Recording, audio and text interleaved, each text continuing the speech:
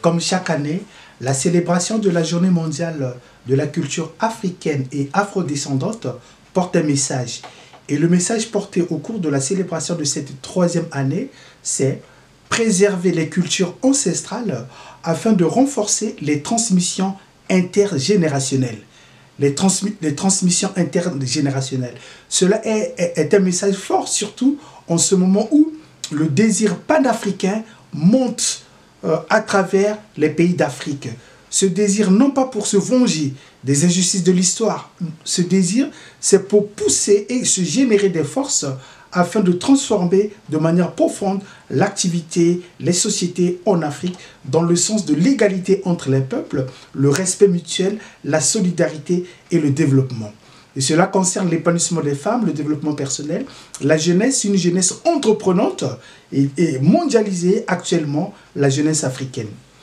Et donc, c'est très important pour nous, écrivains, humanistes, associations, acteurs associatifs, acteurs politiques à travers des organisations non gouvernementales et des institutions affiliées au programme Afrique de l'UNESCO de célébrer cette journée afin de rappeler cette part constante que l'Afrique apporte dans l'évolution de l'humanité.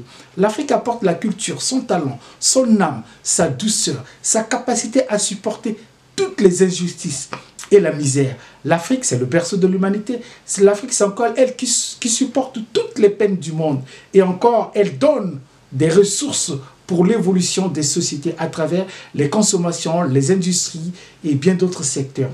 Et l'Afrique aujourd'hui, à travers sa culture, elle est présente à travers partout dans le monde.